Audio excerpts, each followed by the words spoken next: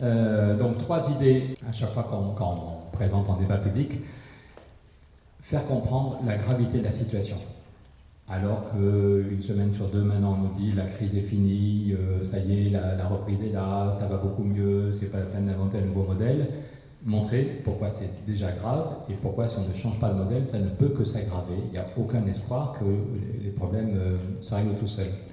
Deuxièmement, d'un pays où de plus en plus de gens s'inquiètent, désespèrent. Il n'y a qu'à voir la tronche que font les gens dans le métro, il n'y a qu'à voir la tronche que font les jeunes qui arrivent au lycée ou qui arrivent à l'université. Il y a une vraie inquiétude, il y a un vrai sentiment de fatalité. Montrer qu'il y a des solutions. Pour montrer de façon très concrète et de façon un peu punchy, que à chaque fois les gens nous disent que ça leur a redonné la niaque, qu'il y a des solutions. Et après ça, pousser les gens à s'engager. Montrer qu'on est déjà assez nombreux, qu'on a la masse critique et que ce n'est pas chacun en restant chez soi dans son salon devant la télé qu'on va faire bouger les choses, que par contre si les gens s'engagent avec nous et avec les autres réseaux, il y a un espoir que ça fasse bouger les choses. On a déjà vu des pays où l'engagement des citoyens fait bouger les choses, les politiques gèrent les conséquences, mais c'est l'engagement des citoyens qui fait bouger les choses. Alors, sur la gravité de la situation, on part de la question du chômage. C'est la courbe, on l'actualise tous les mois, hélas, mais c'est juste une copie d'écran du ministère du Travail. Il y a eu 1 200 000 chômeurs de plus. Le total des inscrits à Pôle emploi, vous voyez, c'est les 5 catégories. Et encore sans compter les dom-tom, c'est uniquement pour la métropole. On arrive à plus de 5 400 000 personnes qui sont inscrites à Pôle emploi. Donc je pense que même ceux qui sont loin voient l'évolution de la courbe. Et un point important, c'est de montrer que le chiffre officiel qui est donné tous les mois n'est que la partie visible de l'iceberg. Par exemple, quand on dit qu'au mois de février, il y a eu 26 000 chômeurs de plus, déjà c'est beaucoup quand même, 26 000 chômeurs de plus en un mois, ça veut dire en gros 1000 chômeurs de plus tous les jours, mais c'est le solde, c'est la différence entre ceux qui arrivent à Pôle emploi et ceux qui partent. Et donc, tous les mois, le ministère donne un document de 8 pages, donc c'est les chiffres qui viennent du document officiel, et qui montrent par exemple que 521 000 personnes sont arrivées à Pôle emploi. Donc c'est une foule énorme. Tout est fait pour qu'on ne les voit pas, pour pas qu'ils se rendent compte, sinon ils pourraient peut-être avoir des idées pour agir ensemble. Tout est fait pour que chacun reste chez soi à cliquer sur Internet pour s'inscrire ou appeler quelqu'un de Pôle emploi pour la 28e fois. Mais c'est colossal, c'est monstrueux. Si on s'était vu il y a 10 ans, on n'aurait jamais imaginé de tels chiffres. Plus de 500 000 personnes qui arrivent chaque mois à Pôle emploi. Et pourquoi est-ce que le chiffre officiel, le solde, est seulement, entre guillemets, de 26 000 ? C'est que sur la même période, en un mois, il y en a 494 000 qui quittent les fichiers de Pôle emploi. Donc voilà pourquoi, ce qui est retenu par les médias, parce que les journalistes, il faut se dépêcher, à 18h, il y a les chiffres, il faut qu'ils soient les premiers à faire leur article pour boucler avant que ça parte à l'imprimerie, donc ils retiennent le solde, mais il y en a 494 000 qui ont quitté Pôle emploi. Le problème, c'est que le ministère du Travail dit la moitié d'entre eux, sur l'année dernière, il y en a eu 47% de ceux qui quittent les fichiers qui ont retrouvé un emploi. C'est le chiffre du ministère. 47% de ceux qui sortent ont retrouvé un emploi. Il y en a qui sont partis en formation, il y en a, on ne sait pas trop, il y a toujours un peu de flou, mais ça veut dire en gros qu'il y en a une moitié qui n'a pas retrouvé d'emploi. Donc c'est pour ça que, en fait, le nombre de chômeurs qu'on nous dit n'est que la partie visible de l'iceberg. Tous les mois, en gros, il y en a 70 000, 80 000 qui tombent en fin de droit et qui tombent dans la pauvreté. Quand l'INSEE dit qu'il y aura 500 000 pauvres en plus, 500 000 personnes qui vont tomber en dessous du seuil de pauvreté, c'est tous ceux qui ont été licenciés il y a 2 ans, qui n'ont pas trouvé de boulot, qui arrivent en fin de droit. Donc voilà pourquoi les chiffres officiels ne disent pas la gravité de la situation. Dernier point, le niveau de précarité. Les CDD, parmi ceux qui trouvent un boulot, parce qu'il y en a quand même qui trouvent un boulot, les CDD de moins de 1 mois sont plus de 60% des embauches.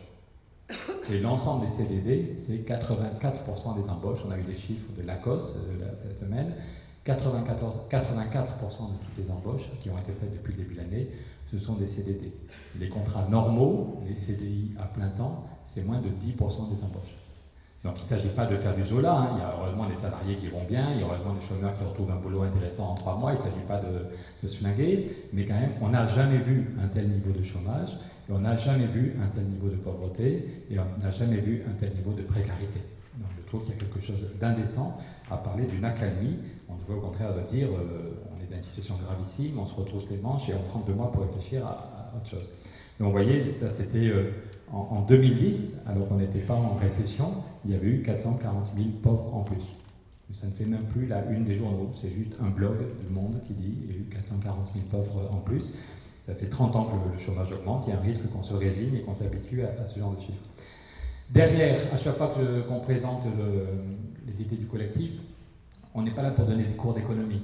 On est là parce que c'est notre vie quotidienne. Si on a tous choses à faire, ça nous casse les pieds de se lever tôt le samedi matin pour venir à une formation, être dans une salle comme ça, c'est pas très rigolo. Donc si on est là, c'est qu'on est intéressé non pas par du PIB, par des chiffres et des pourcentages et des statistiques de l'INSEE, c'est qu'on est intéressé par notre vie, la vie de nos copains, la vie de nos familles, la vie de nos enfants. Donc je pense, moi dès le début, tous les soirs, je montre que ça concerne des vraies personnes.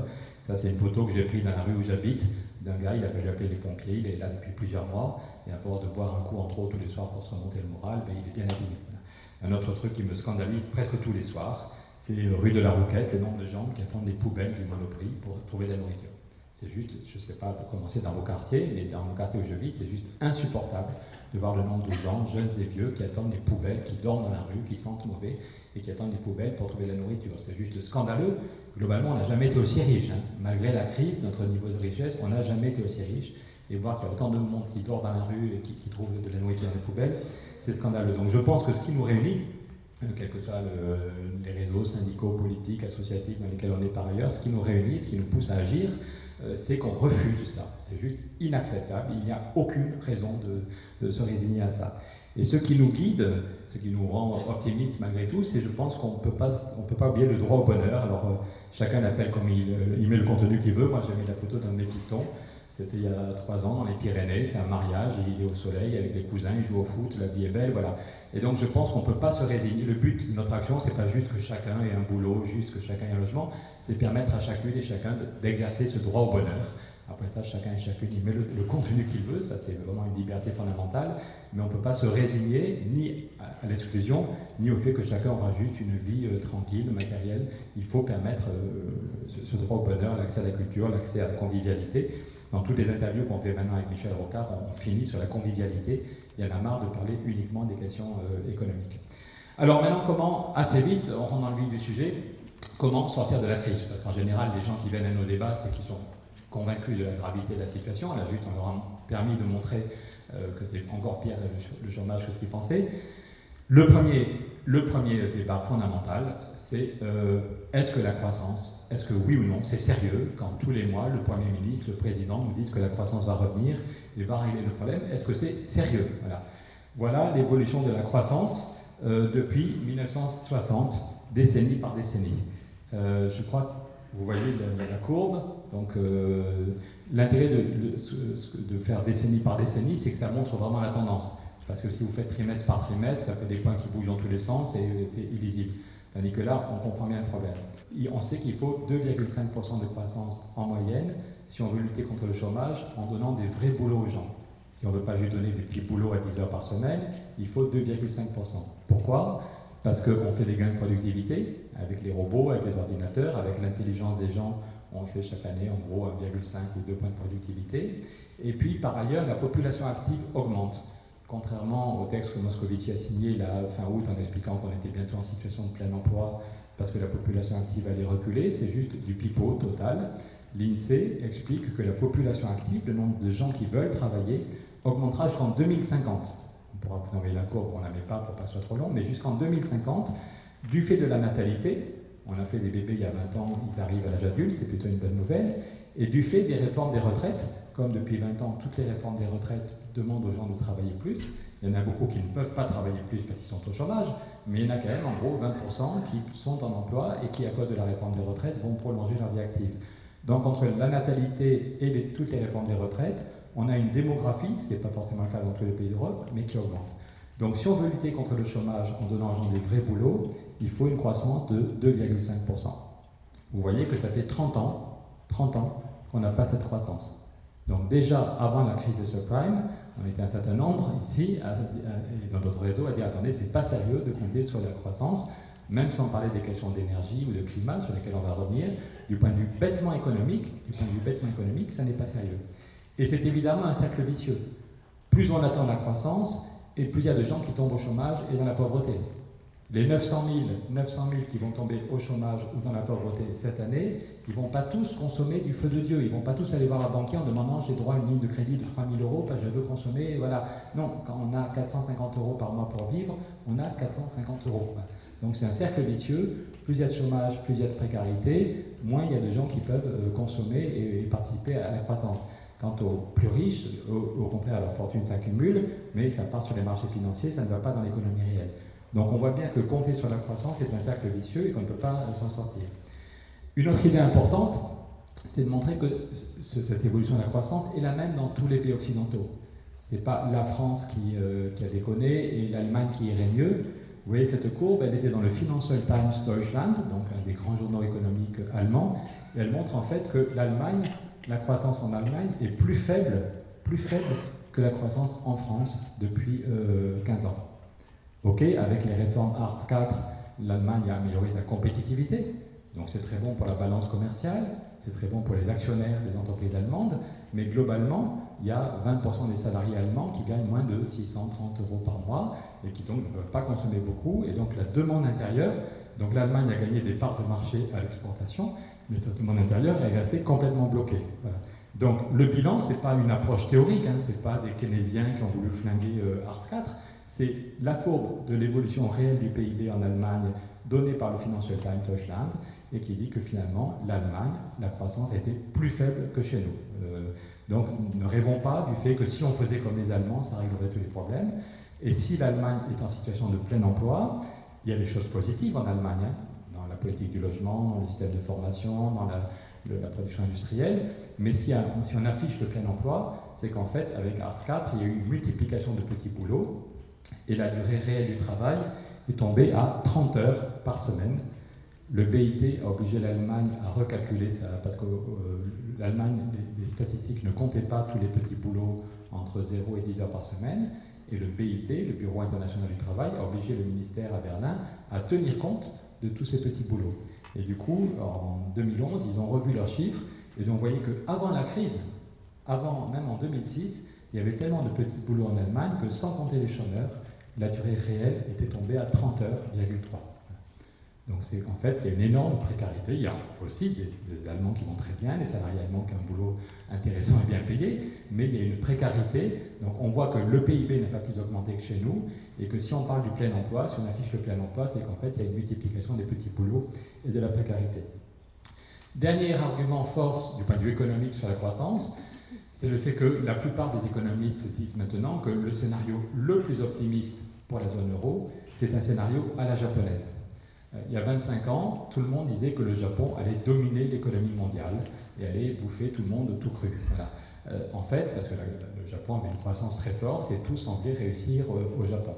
En fait, petit problème, c'était une bulle, et depuis que la bulle a éclaté, le Japon n'a qu'une croissance moyenne de 0,7%.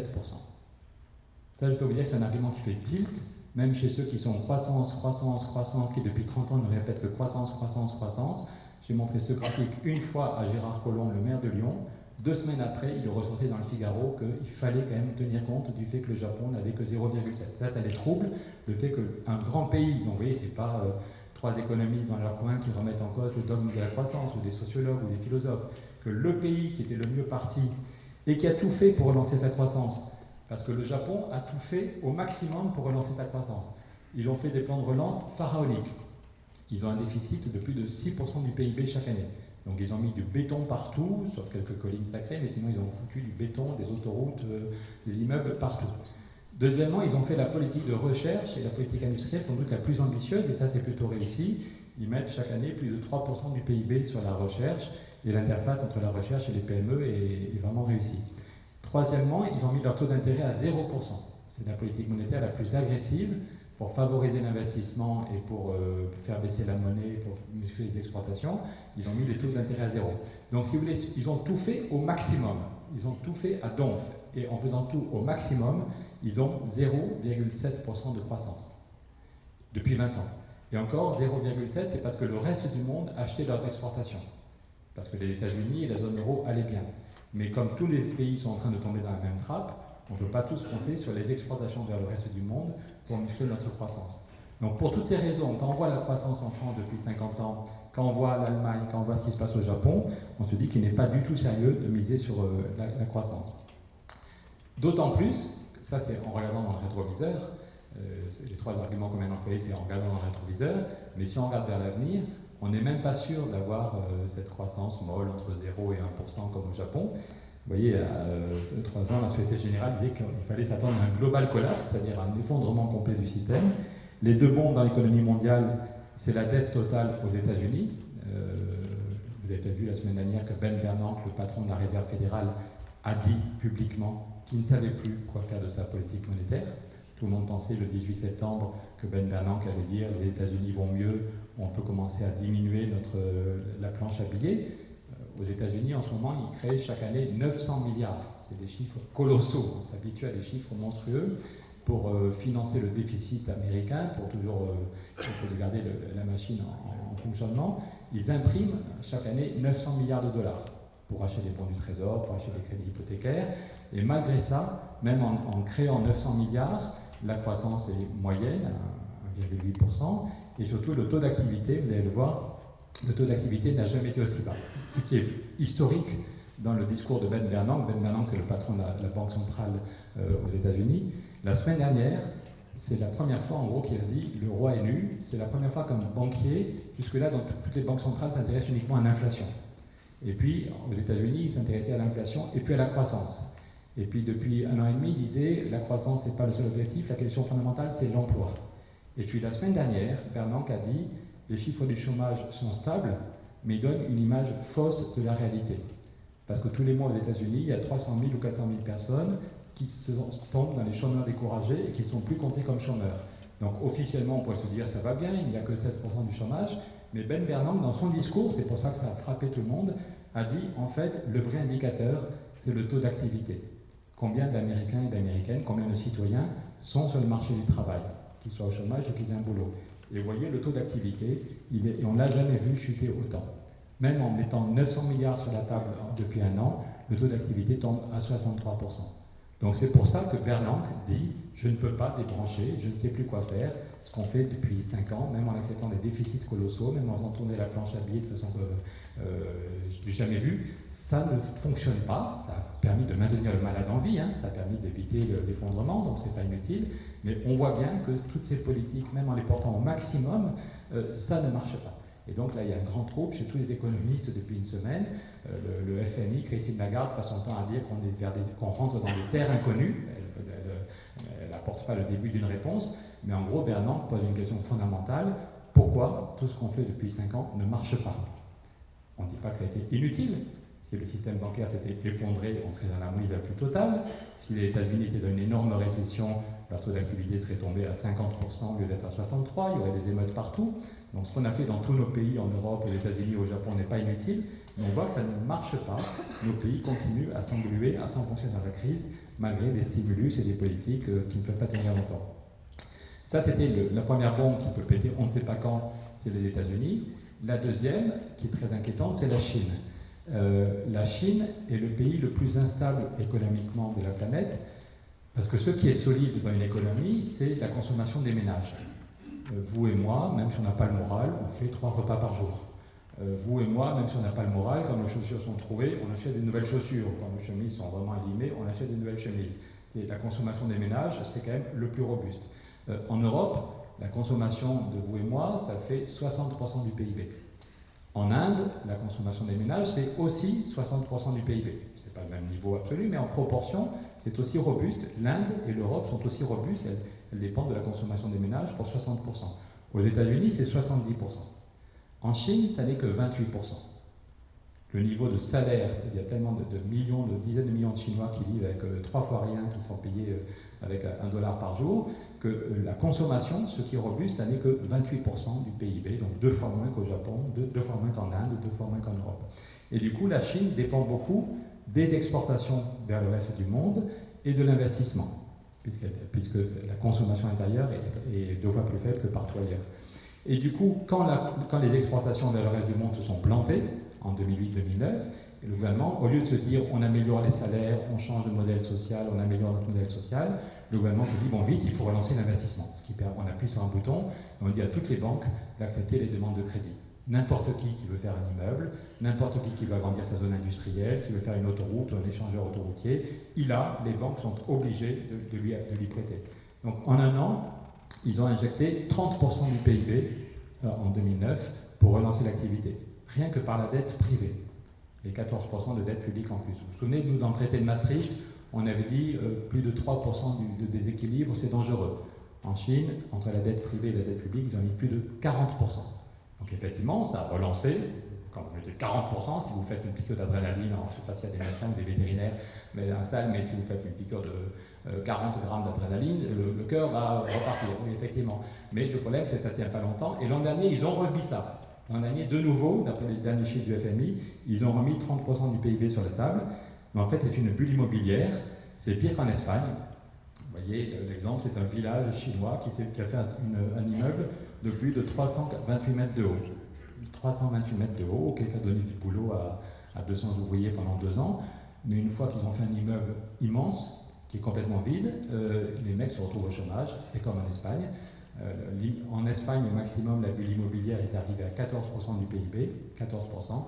En Chine, on est à 15%. Donc c'est pire qu'en Espagne. Et on a vu ce que ça donne en Espagne quand la bulle a pété. Il y a eu du chômage, de la précarité, des mouvements de jeunes, des grosses manifestations. Zapatero était obligé de démissionner. En Chine, ils n'ont aucune envie de démissionner. Je vous rappelle que ce n'est pas du tout une démocratie. La réponse, c'est on va doubler le budget militaire et dans 3 ans, on aura 4 fois le budget du Japon, le budget militaire du Japon, qui est l'ennemi héréditaire. Et toutes les semaines, on voit qu'il y a des tensions qui montent entre la Chine et le Japon. Donc on voit que tous ceux qui vous disent que ça y est, la bulle immobilière a pété dans certaines régions, alors c'est compliqué parce que toutes les régions, la bulle ne va pas péter partout au même moment, mais ça y est, on voit qu'il y a déjà des régions où le prix de l'immobilier commence à baisser. Et il y a 3 semaines, il y avait une interview du Premier ministre chinois qui reconnaissait qu'il y avait des dizaines de villes qui étaient vides et qu'il faudrait peut-être déplacer 250 millions de paysans pour remplir les villes. 250 millions de paysans, vous voyez, du point de vue humain, du point de vue social, qu'est-ce que ça veut dire de déplacer 250 millions de gens pour justifier toutes les villes qu'on a faites en trop. Donc, tous ceux qui disent que la croissance va revenir se plantent. Et ce qui est étonnant et inquiétant, c'est le nombre de gens qui, en fait, une fois, de temps en temps, disent « Attention, on est au bord du précipice ». C'est Olivier Blanchard, le chef économiste du FMI, qui met sur son blog, le FMI ne prend aucune initiative, il devrait convoquer un nouveau Bretton Woods, il devrait dire on arrête les blagues au G20 et on met tout sur la table pendant une semaine, mais non, ils ne font rien d'efficace, mais il peut dire quand même que la situation est sans doute pire que ce qu'on a connu en 2008. C'est Jean-Pierre Jouyet, quand il était patron de l'AMF, qui dit nous sommes face au risque d'un effondrement du système économique. Ou le patron de la Banque d'Angleterre, qui dit que la prochaine crise peut être plus grave que celle de 1930. Alors, là, on parle des questions, on a parlé finalement des questions économiques. Dans 10 minutes, je m'arrête pour laisser la place aux questions. Il faut évidemment faire le lien avec les questions climatiques, qui sont aussi fondamentales, même si elles font moins la une des journaux, mais qui, pour notre avenir, sont aussi importantes. Il n'y a plus, hélas, de même quand on voit la courbe du chômage, tout le monde comprend qu'il y a un problème. Ça, c'est l'évolution, c'est une étude faite par la NASA sur l'évolution de la température moyenne du globe, décennie par décennie. Chaque point rouge, c'est la température moyenne du globe. On voit que depuis 40 ans, le problème est en train de s'accélérer nettement. On voit que depuis 20 ans, 30 ans maintenant, ça c'est les découvertes de pétrole chaque année, c'est en creusant le sol, sur les continents ou dans l'océan, combien on découvre de pétrole, de réserves de pétrole, et cette courbe-là, c'est la consommation. Et on voit qu'il y a un léger problème, puisqu'on voit qu'on consomme de plus en plus et qu'on découvre de moins en moins. Donc on voit bien qu'on est en train de bouffer notre stock d'énergie facilement disponible.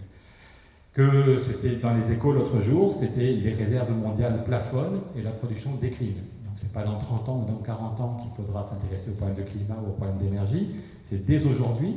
Il y a une étude de Munich Re, le premier réassureur mondial, et qui montre que les événements climatiques extraordinaires, les grandes sécheresses, les grandes inondations, les typhons, ont été multipliés par 5 en Amérique du Nord en 30 ans. Un réassureur, vous savez, c'est un métier un peu rare, c'est que quand tout d'un coup il y a 100 000 personnes en Allemagne qui ont souffert des inondations parce que leur maison a été inondée par l'eau, et il y en a 100 000 qui demandent d'être remboursés pour leur canapé et leur télé, l'assureur qui est en Allemagne, il serait ruiné s'il devait payer tout seul. Donc lui-même, il est réassuré auprès d'un réassureur. Et le premier, le plus grand réassureur mondial, c'est une entreprise qui s'appelle Munich Re, et donc ils ont une vision globale de tous les dégâts. À chaque fois qu'il y a une grande sécheresse, une grande inondation, un typhon qui fout en l'air un village, tout ça, finalement, ça arrive sur leur bureau et c'est eux qui finalement doivent payer. Et donc c'est eux, en plus des scientifiques, qui ont la vision la plus complète des dégâts déjà provoqués, non pas dans 50 ans, mais déjà provoqués par le dérèglement climatique. Et ils expliquent que les événements climatiques extraordinaires ont été multipliés par 5 en Amérique du Nord et multipliés par 2 en Europe depuis 30 ans. Et que ça a déjà provoqué plus de 30 000 morts en Amérique du Nord et plus de 1000 milliards de dégâts. Donc la question climatique, et les rapports du GIEC qui est sorti hier montrent qu'il n'y a hélas plus aucun doute sur sa gravité. Donc du point de vue climatique, moi mon village des Pyrénées, cet été, a été coupé du reste du monde parce que la route a été emportée par des inondations. Et chaque année, on a notre maison de famille, c'est une vieille grange qui est en altitude, on capte une source. Et maintenant, depuis quelques années, il y a quelques jours, on n'a plus d'eau parce que la source est tarie, parce que les névés ont fondu et donc il n'y a plus d'eau. Pour nous, c'est pas grave, on s'en fout, on va voir des voisins au village, on va prendre la douche et on va dîner chez les voisins. Mais si dans 20 ans, il y a des millions de gens sur les contreforts de l'Himalaya qui n'ont plus d'eau pendant 3 mois, qui n'ont plus d'eau pour boire et qui n'ont plus d'eau pour leur culture, si c'est des dizaines de millions de gens qui doivent se déplacer, c'est pas évident que ça se passe bien. C'est pas pour rien si le GIEC a eu le prix Nobel de la paix, c'est que si on laisse continuer le dérèglement climatique, on peut avoir de très très gros problèmes et ça peut finir sur des conflits. Donc il y a fondamentalement la question climatique, il y a aussi la question économique. Quand on parle du déficit commercial de la France, le déficit l'an dernier était de 70 milliards et le déficit énergétique était de 64 milliards. Donc on voit bien que l'essentiel de notre déficit vient de notre consommation d'énergie dont le prix a augmenté. Le problème politique, quand on est de plus en plus dépendant des pays pétroliers ou des pays gaziers, on voit bien que ce serait quand même bien aussi pour cette raison de sortir de notre dépendance. Dernier point, donc c'est ce que je vous disais, le doute n'est plus possible. Munich Re qui explique que globalement, sur l'ensemble de la planète, les événements climatiques extraordinaires ont triplé, x5 en Amérique du Nord, x2 en Europe, mais il n'y a plus aucun doute. C'est 2 chiffres qu'on peut facilement retenir. L'ensemble voilà, vous pouvez prendre ce tract en sortant. Il y a 2 chiffres qui résonnent ensemble. Le nombre d'événements climatiques extraordinaires, les grandes sécheresses, les grandes inondations, les typhons sur l'ensemble de la planète ont triplé en 30 ans.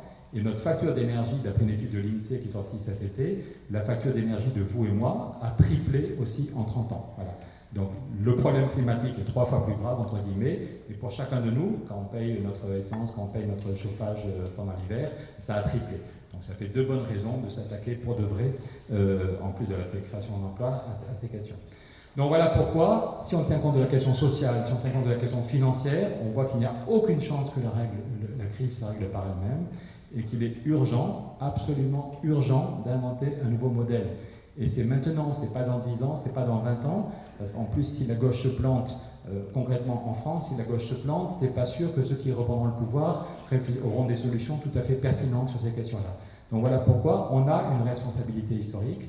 Chacun de nous, individuellement, se sent complètement dépassé, mais collectivement, comme citoyens, on a une responsabilité. C'est maintenant qu'il faut accoucher d'un nouveau modèle, c'est pas dans 10 ans ou dans 20 ans. Une des difficultés, c'est que dans nos réseaux, il y a des gens qui portent ces idées depuis 20 ans ou 30 ans. On le disait avec les copains de Greenpeace, les premiers écolos venaient du monde, c'était en 1974. Il y a le risque que nos réseaux se fatiguent, où on a peur d'être ridicule, on a peur de faire réchauffer. Mais je crois qu'il ne faut pas se laisser bloquer par la peur. Ce n'est pas du tout le moment de baisser le ton de la voix. Au contraire, on était avec quelques vuvuzela devant l'Assemblée nationale. C'est plutôt maintenant, hélas, la réalité montre que toutes nos analyses sont justes. C'est maintenant qu'il faut provoquer l'accouchement.